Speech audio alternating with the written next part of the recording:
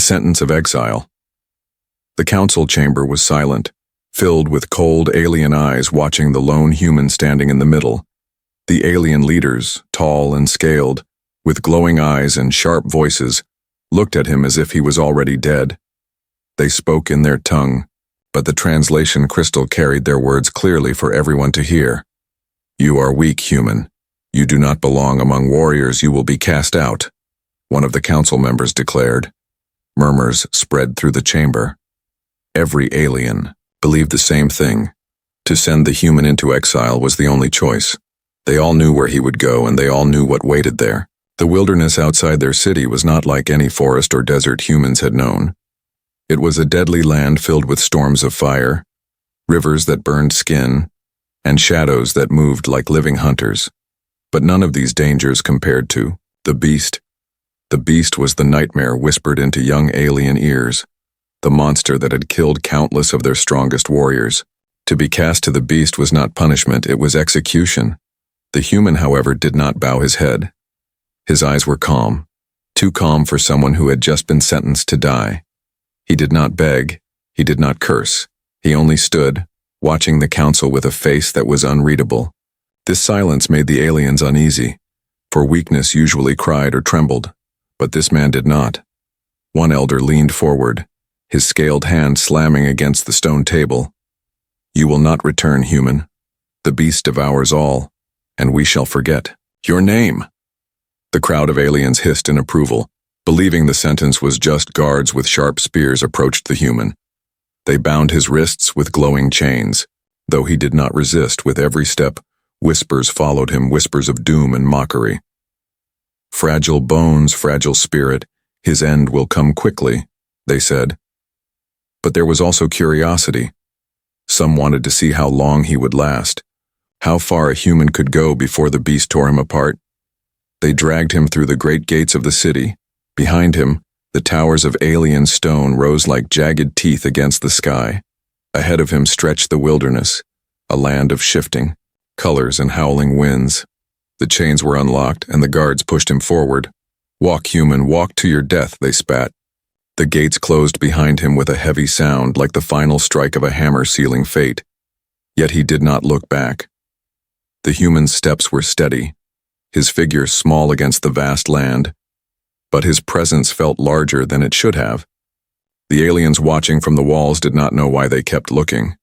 They expected fear, they expected trembling, but none came. Instead, the human walked like a soldier, like someone who carried a secret no one else could see. The wilderness soon wrapped around him. The air was heavy, filled with strange glowing mists. The ground shook at times, as if the land itself was alive and angry. Shadows moved, not from the sun but from creatures that hunted even in daylight. He walked carefully, but he did not stop, his eyes scanning, always learning. To him, every danger was not just fear. It was information, a puzzle to solve. Far behind him, the alien council. Members sat in their high chamber. They had placed vision crystals across the land to watch his fate. For them, this was entertainment, a lesson to others who dared to defy the council. One of them leaned back with a cruel smile. "By nightfall, the beast will find him." The others agreed, their laughter echoing like the sound of breaking stone. But among the aliens, not all were pleased. A young alien guard who had walked him to the gates could not forget the human's calm eyes. He whispered to himself, "Why does he not fear? Why does he walk as though he knows something we do not?" And though he did not admit it, he felt the smallest spark of doubt. What if the human survived? What would that mean? The sun of the alien world began to set, painting the sky in colors of burning gold and deep violet. The land grew darker and strange howls rose from the shadows. The human stopped at the edge of a broken cliff, looking down at the valley below. There, hidden in the mist, two glowing eyes opened, massive and unblinking. The beast was watching. The ground trembled as it rose, its roar shaking the air. From the city walls, aliens gasped, for even they felt fear through the vision crystals. But the human did not run. He placed his hand on the ground, picked up a broken shard of stone, and whispered under his breath, This is not the end. And with those words, the story of exile had just begun, into the wilderness. The beast's roar still echoed in the valley as the human stood on the cliff, its glowing eyes cut through the mist like two burning suns. The alien watchers on the city walls whispered that it was over, that no man could stand against such a monster, but the human did not move with fear. He moved with thought, each step steady, each breath controlled. He climbed down into the valley, rocks sliding under his boots, the ground shaking with every step of the beast. The wilderness around him was alive with danger, creatures that hid in shadows, plants with thorns that dripped poison, rivers that hissed like snakes. But still, the human walked, his eyes scanning everything, never wasting a single glance. He was not only surviving, he was learning. The beast watched him from the mist, its massive body half hidden, its breath like thunder. It did not strike yet, it was testing him, the way a hunter tests prey before the kill. The human crouched near the riverbank, dipping his hand into the strange water. It burned at first, like fire on skin. But he did not cry out, he only pulled back and studied the drops. He tore a strip of cloth from his sleeve and used it to test again. Learning which water could be touched, which must be avoided. His mind was working faster than his body, turning danger into knowledge. Back in the alien council chamber, the leaders watched through their vision crystals. One sneered, "He delays the inevitable, but death will claim him soon." Another shook his head. "No, look at him. He does not move like prey. He moves like something else." But their words were drowned out by laughter from the others. For them, a human was nothing more than a fragile creature lost in a land of predators. Night soon fell, and with it came the true face of the wilderness. The sky filled with strange lights, green and blue fire dancing above the mountains. The air grew colder, carrying whispers that were not wind. Shadows shifted, some crawling, some flying, their shapes bending the mind of anyone who looked too long. The human built a small shelter with stone and broken branches, his hands bleeding but steady. He gathered dry plants, testing each for flame, until he created a fire that burned with a deep red glow. From the distance, eyes watched him, glowing in the dark, but none dared to step closer. The firelight around the human seemed to push them back. In the city, young aliens gathered around the crystals, watching in silence. Some of them were confused, for this was not weakness, this was not fear. "Why does he not break?" one whispered. The elders silenced them with sharp glares, but inside, unease began to stir. The human sat by the fire, resting but never truly sleeping. Every crack of a branch, every growl in the distance, his hand moved to a stone sharpened into a blade. He remembered the council's words, their laughter, their certainty of his death. And deep inside, a quiet strength burned brighter than the fire. He would not die here, not as prey. When dawn came, the mist lifted from the valley, and with it came the beast. It stepped forward now, no longer hiding, its body larger than the towers of the alien city. Its scales shimmered like iron, its teeth long as spears, its roar shaking the air. The human rose to his feet, gripping his stone blade. Though it looked like nothing against such power, the aliens watching expected him to flee, to scream, to fall. But he did not. Instead, he studied the beast. He noticed how it moved, how its weight shifted, how its breath slowed before each roar. Every detail mattered, every moment was a piece of the puzzle. He did not see a monster, he saw a pattern. The beast struck, its massive claw tearing through the ground, rocks flying. The human rolled aside, narrowly escaping death, the earth splitting where he had stood. Dust filled the air, but he was already moving, his eyes sharp, his mind racing. He could not fight it with strength, but he could outlast it, he could outthink it. From the walls of the city, the crowd gasped. He had survived the first strike, something no alien warrior had ever done. Whispers filled the air, fear mixing with disbelief. "Impossible," one elder hissed, his claws tapping the stone table. "Perhaps not," another muttered under his breath, watching the human's calm stance. The beast circled, its tail smashing into the cliff, sending boulders crashing. The human ran, not away, but toward higher ground.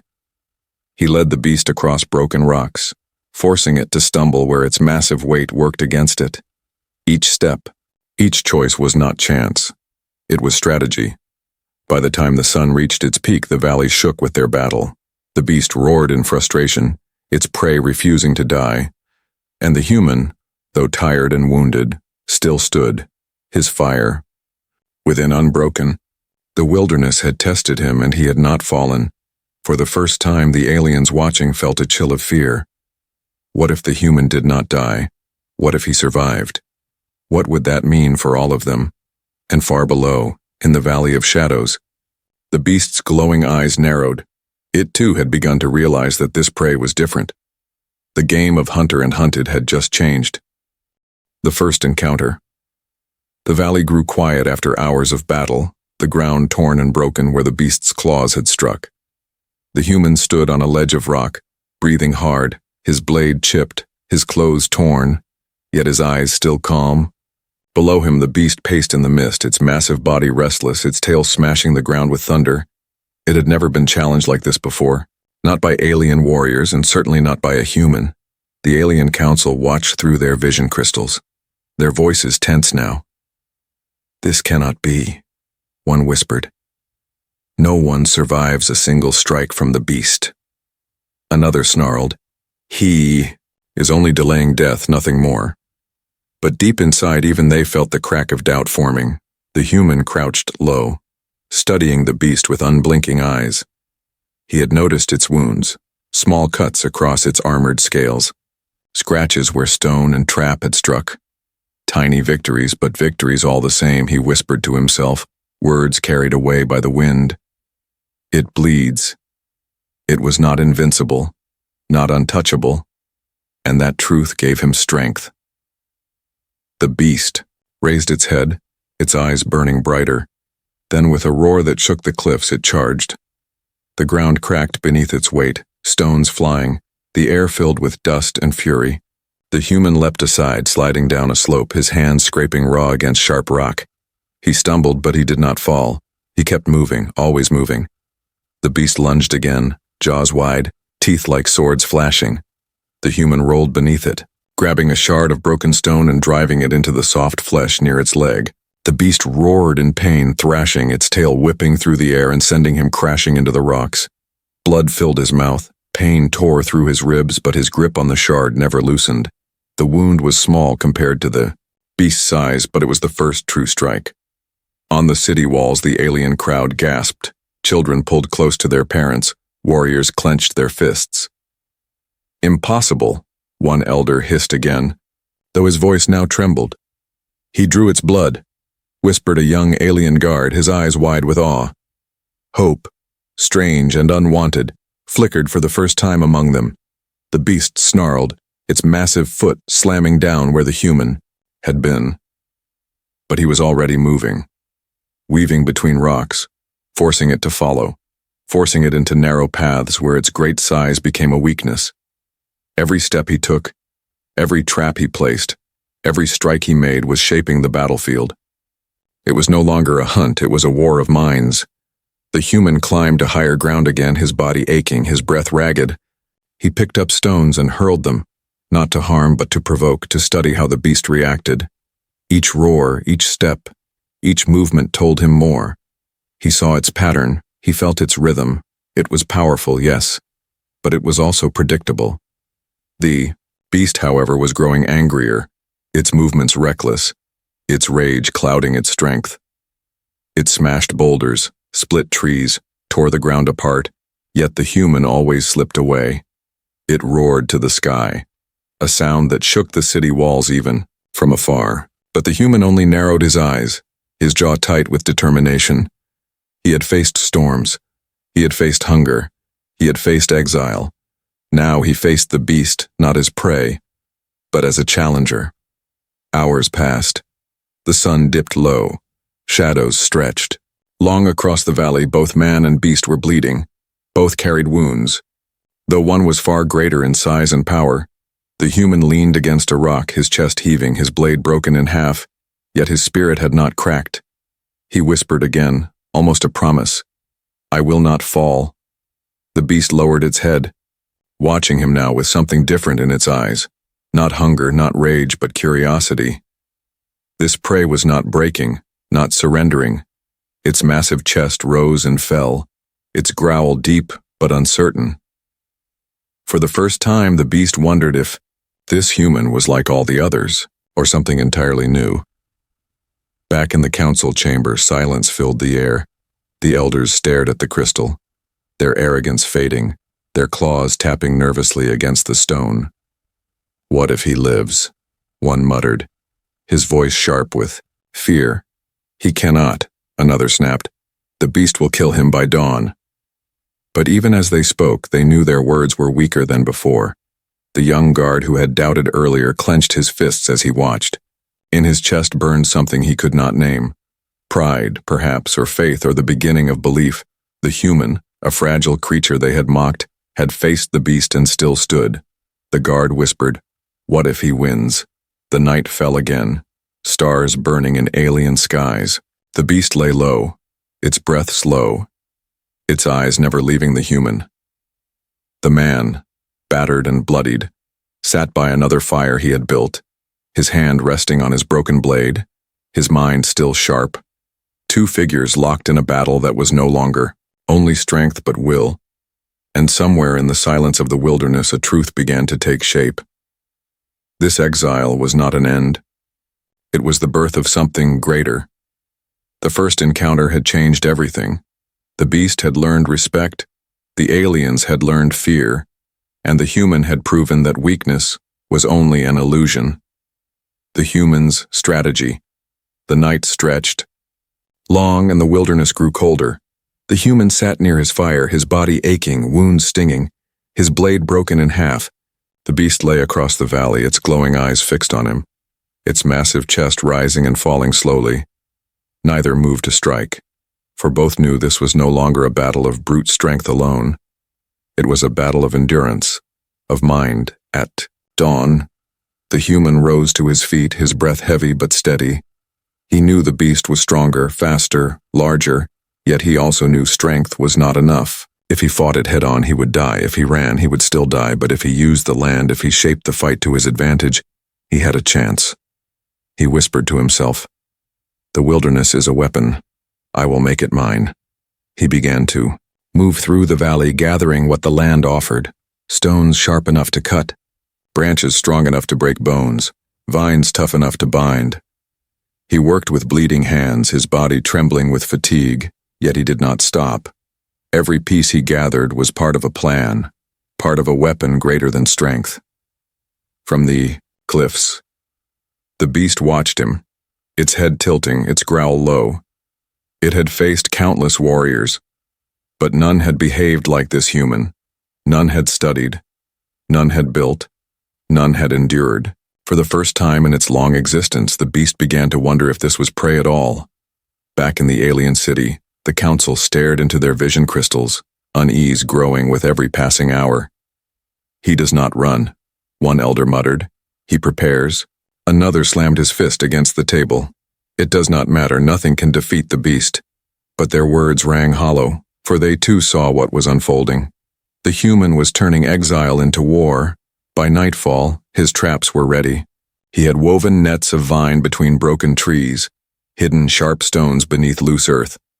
He had built spears from branches and stone, tied together with strips of his own torn clothing. Each trap was small, each weapon simple, yet together they formed a web. He whispered to the fire, "Let it come." The beast finally moved, its massive body shaking the ground, its roar rolling across the valley like thunder. It charged, claws tearing the earth, jaws wide with fury. The human stood ready, his broken blade in one hand, a sharpened spear in the other. He did not wait for death. He met it head on.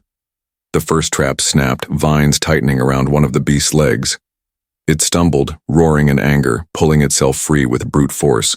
But in that moment, the human struck, driving his spear into the softened joint. Behind its knee, the beast howled, the ground trembling, yet it did not fall. The second trap triggered, stones crashing down from the cliff. Some shattered harmlessly against its scales. but one jagged boulder tore across its shoulder, leaving a trail of blood. The beast roared louder, its fury shaking the sky. It charged again, smashing trees aside, breaking the earth beneath its weight. But the human moved like shadow, always one step ahead. From the walls of the alien city, the watchers were silent now. Their disbelief had turned to awe. This fragile human, the one they had mocked, was forcing the beast to bleed, forcing it to stumble. A young alien whispered, "He fights like no one we have ever seen," another added. "He fights like he has nothing to lose." The battle stretched into the night, man and beast locked in a deadly rhythm. The human struck when he could, dodged when he must. Every wound he gave was small, but they added together. Every cut, every stumble, every roar was a victory. The beast grew tired, its strength still vast, but its body marked with scars of the fight. The human, too, was weary, his body burning, his wounds deep, yet his spirit stood unbroken. He leaned against a tree, gripping his last spear, whispering to himself, "Not strength, not size, but mind. That is my weapon." The beast lunged.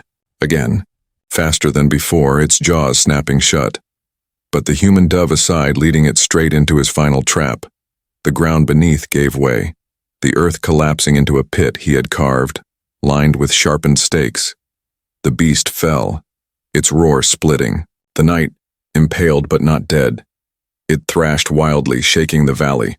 But its power was weakened, its rage now mixed with pain. The human stood at the edge, his chest heaving, blood dripping from his wounds. He could end it now, he could strike, the final blow, but instead he lowered his weapon. He looked into the beast's glowing eyes and spoke softly. "No more." The beast stopped thrashing, its breath slowing, its eyes fixed on him with something new. Not rage, not hunger, but recognition. It bowed its massive head, a gesture no alien had ever seen. The prey had become equal. The hunted had become something greater. Far away in the alien council chamber, silence filled the air. The elders stared at the vision crystal, their pride shattered, their certainty gone. The human had not only survived, he had changed the beast itself. And that truth struck fear into every alien heart. For if one human could do this, what might all of humanity become? The final battle. The pit still trembled with the weight of the beast, its roars echoing like thunder through the broken valley. Its massive body writhed against the sharpened stakes, blood dripping into the earth, its glowing eyes burning with fury and pain. The human stood above it, battered and bruised, his last spear clutched tightly in his hand. Every bone in his body screamed with exhaustion. Yet his spirit stood unbroken. From the city walls, the aliens held their breath, their vision crystals showing every moment. Never before had they seen the beast trapped. Never before had they seen it bow its head in defeat. The council elders whispered nervously, their arrogance cracked like shattered stone. One muttered, "It should be over. The beast should be dead already." But another spoke softly, his eyes wide with fear. "No, the beast is waiting. It knows this is no ordinary fight." The human stepped closer to the edge of the pit. The beast lifted its head, its eyes narrowing, watching him, testing him. It was still alive, still dangerous, its strength far from gone. He could end it now with a single strike, drive the spear into its heart, and claim victory. But something in those eyes stopped him. There was no longer only rage in them, there was something else, something deeper. The human whispered, his voice rough from blood and dust, "This fight is not finished." And with those words, he threw aside the spear, the aliens gasped, some crying out in disbelief. "Fool," one elder shouted. "He throws away his only chance." But others remained silent, their eyes locked on the human who chose not to end the beast, but to face it again. With a growl that shook the night, the beast pulled itself free. The stakes snapped under its weight, blood pouring from its wounds, yet it still rose. Its roar split the valley as it stood once more, towering over the human. The ground shook beneath its steps, the air heavy with its rage. This was no longer a hunt, no longer exile. This was the final battle. The human squared his shoulders, his fists clenched, his broken body standing tall. He had no blade, no spear, only the land, his will, and his mind. The beast charged, its jaws snapping shut with the force of a falling mountain.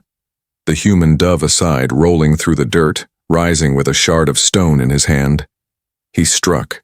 As it passed, cutting into the wounded joint of its leg, the beast roared, stumbling, but it did not fall.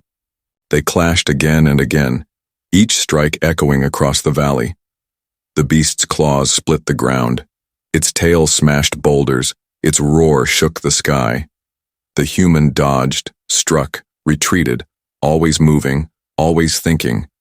He used the cliffs, the rivers, the broken ruins of the land. Each step was a trap, each move a lesson. The beast was stronger, but the human was relentless. Hours passed. The moon rose high, silver light spilling across the battlefield. Both warrior and beast were covered in wounds, blood staining the earth. The human's breath was ragged, his body close to breaking, yet his eyes burned with fire. The beast too grew weary, its movements slower, its roars weaker. It had never fought so long, never bled so much, never faced an enemy who refused to fall. From the alien city, silence held the watchers. Even the council elders could not look away. One whispered, almost in awe, "This is not prey. This is something else." And deep inside, fear grew, for they realized the truth. The human was no accident, no weakness. He was proof of something far greater. The battle reached its peak when the beast lunged with its final strength, its jaws wide. The human ran straight toward it, leaping onto its wounded shoulder, climbing with torn hands and bleeding arms. He drove his shard of stone deep into its neck, the beast roaring in agony, staggering across the battlefield. It thrashed, it shook, trying to throw him off, but he held fast, refusing to let go. The ground split as the beast collapsed onto one knee, its massive body trembling with pain. The human stood upon its back, gasping for air, his body shaking. He raised the shard high, ready to strike the final blow into its skull. The aliens leaned forward in breathless silence, waiting for the kill, waiting for the end. But the human paused, his eyes meeting the beast's. And in that moment something passed between them, understanding, recognition, respect. He lowered the shard, letting it fall from his hand. The beast, bleeding and broken, bowed its head low, its massive form trembling not with rage, but with surrender. The human placed his hand upon its scarred hide, whispering softly, "No more fighting, no more death." The aliens watching gasped, unable to believe their eyes. The beast that had killed hundreds of their warriors now bowed before the human. It had chosen not to kill, it had chosen to yield. The exile had become legend. From the city walls, murmurs spread like wildfire. "What is he?" they whispered. "How did he do this?" Even the elders sat frozen, their pride shattered, their arrogance burned away. The truth was undeniable. The human had faced the beast and not only survived, but changed it. As dawn broke across the alien world, the battlefield lay quiet. The human stood tall upon the beast's bowed back, bloodied, scarred, but alive. The council's sentence of exile had become something they had never expected. The prey had become the master, and the final battle was not just victory, it was transformation. The return, the valley was silent, broken only by the heavy breathing of the beast and the steady steps of the human. The dawn light spread across the land, painting the cliffs in gold and fire. Smoke rose from broken trees. Blood stained the earth. The battlefield looked like the end of all things. But out of the ruin, a figure emerged, small against the vastness, yet greater than any warrior the aliens had ever known. The human walked slowly, his body battered, his clothes torn, blood marking every step. And behind him, the ground trembled. Not from rage, not from pursuit, but from loyalty.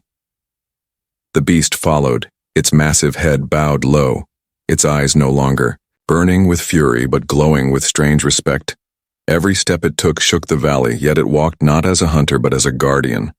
On the city walls the aliens froze.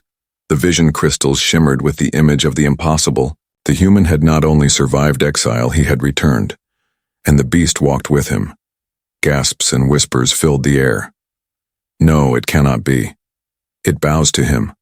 What kind of creature is this human?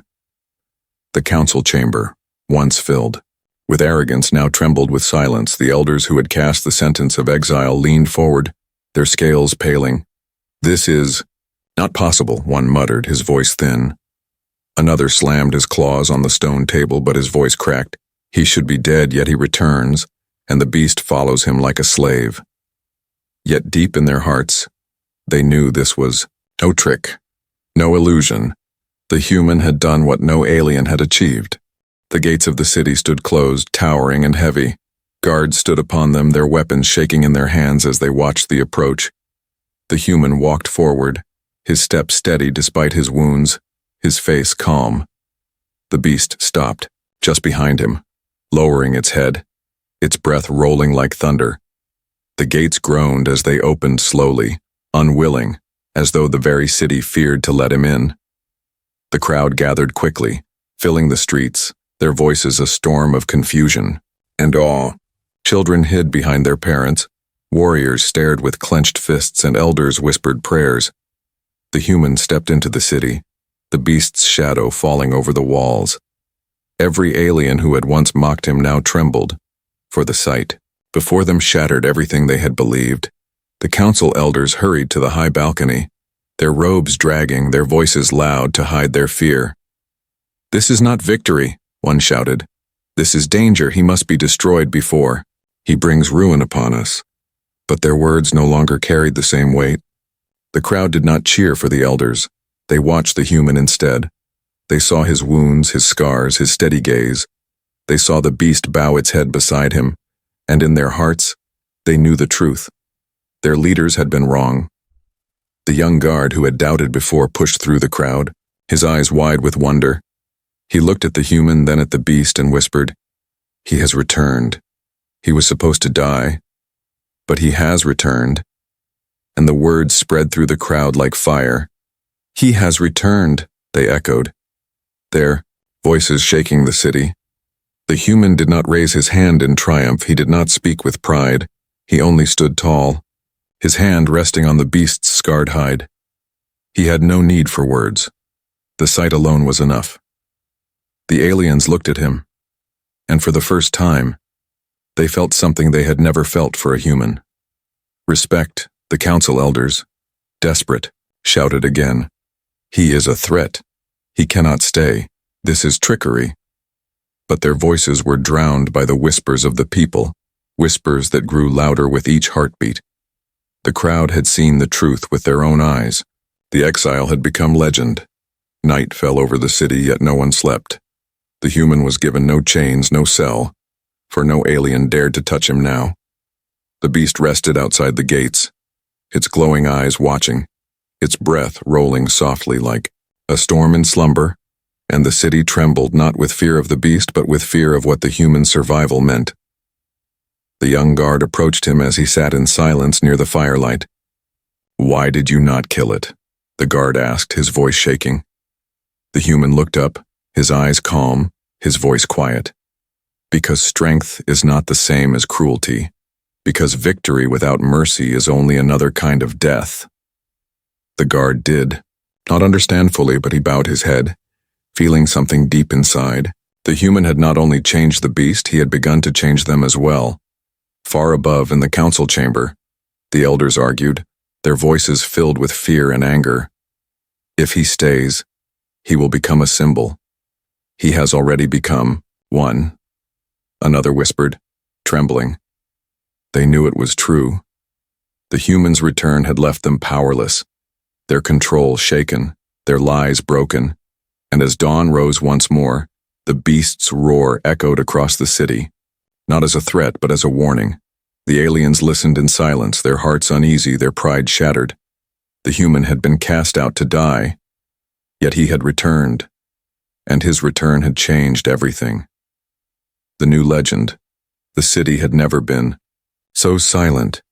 Every street, every tower, every market stall was filled with aliens staring at the impossible sight.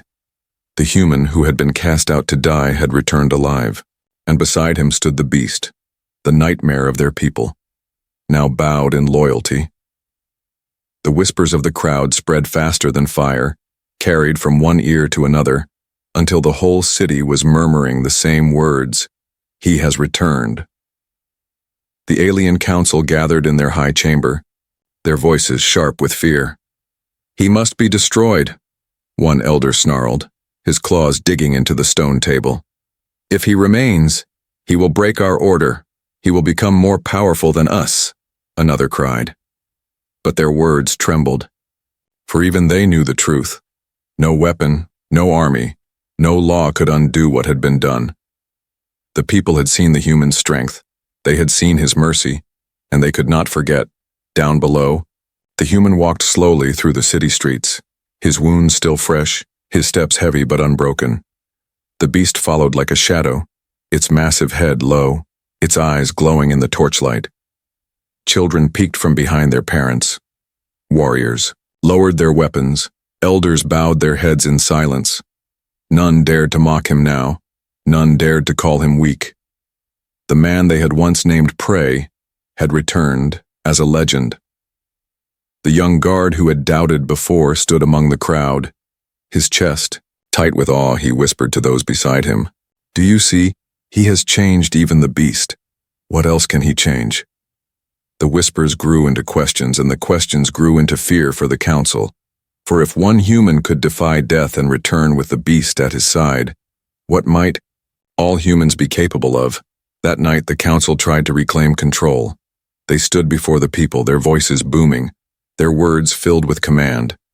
"This human is dangerous, he must be banished again, the beast must be slain," they declared. But the crowd did not cheer, the crowd did not obey. Instead, their silence became heavier than any roar. They had seen with their own eyes, and no words could erase it. The human stood before them, his face calm, his gaze steady. He did not shout. He did not raise his hands in defiance. He only spoke softly, his voice carrying through the square like a quiet storm. "You cast me out, to die. You sent me to the beast, yet I returned not by strength alone, but by endurance, by mind, and by mercy. The beast is not your enemy, and neither am I, but know this. Weakness is not in flesh, it is in spirit, and spirit cannot be broken." The crowd shivered, for his words carried weight greater than any blade. Even the beast lowered its head, as though agreeing with him, its breath rolling softly through the square. The elders clenched their fists, their anger boiling. But they saw the eyes of the people. They were no longer loyal to fear. They were loyal to what they had witnessed. The legend of the human spread beyond the city, carried by traders, travelers, and whispers in the stars. Stories grew wild, each more astonishing than the last. Some said he tamed the beast with only his gaze. Others claimed the beast swore eternal loyalty, bowing to no one else, and some whispered that the human was no ordinary man at all, but a messenger of destiny sent to remind them of what true strength was. Far away across alien worlds, the tale of the human reached other ears. Rulers grew uneasy, warriors grew curious, and common people grew hopeful. If one human could do this, what might happen if more arrived? What if humanity itself carried this spirit, this endurance, this unbreakable fire? The human himself did not seek power. He did not seek crowns or titles. He only walked among the people, his steps steady, the beast always at his side. To him, survival was not a story. It was simply life. But to the aliens, it was legend. They began to speak his name with reverence, their children repeating his story as though it was a sacred lesson. The council could no longer deny it. They had tried to make him an example of weakness, yet he had become the strongest example of all. They had tried to erase him, yet now he would never be forgotten. And though they still whispered in shadows plotting in fear, their power was broken, for legends cannot be chained, and this legend belonged to the human. On the walls of the city under the stars of the alien sky, the young guard stood watching. He whispered to himself. They sent him to die, but he returned to change us all, and he knew, as did many others, that the story was not ending here. It was only the beginning. For if one human could return from exile with the beast at his side, then one day more humans would come. And when they did, the galaxy itself would tremble. The exile had become victory, the hunted had become master, and the human who walked with the beast was no longer just a man. He was legend, and legends do not die.